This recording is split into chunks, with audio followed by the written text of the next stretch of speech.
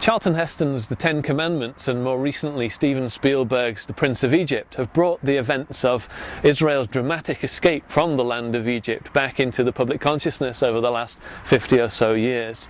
But in fact, those events only account for the first third of what's recorded in the book of Exodus, the second book of the Bible. Once they've come out of Egypt, God takes the Israelites to Mount Sinai, where he gives them his laws and makes a covenant with them, and they become his people. Then he gives, in the third section of the book, chapters 25 through 40, he gives instructions for the construction of a special portable building, the tabernacle, in which his presence would dwell so that he could be amongst them. Now, let's just look over that progression again, because it's an important one. First of all, escape from Egypt, then Mount Sinai and the covenant with God, and then the building of the tabernacle. It's worth walking through each of those stages in a little bit more detail because they're so important. So when Exodus opens, there's a problem. Israel are a nation, but they're not God's nation. They're a nation trapped in Egypt as slaves, so God has to liberate them to bring them out to freedom.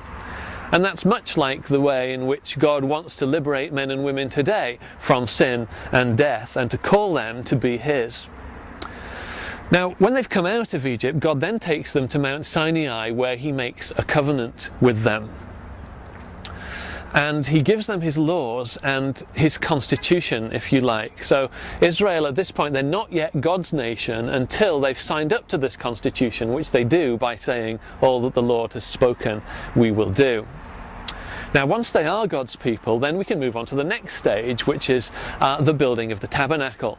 God now shows that he wants to be close to them, and in fact to move in with them, if you like, by building the tabernacle and giving the instructions for it. Now, the tabernacle is a fascinating building. It was a kind of mobile home, an RV, if you like, for God to be amongst his people, so that every step of their journey he would be with them, close to them, and his presence would be felt. Now, in all that, there's a wonderful lesson and parallel for a disciple today.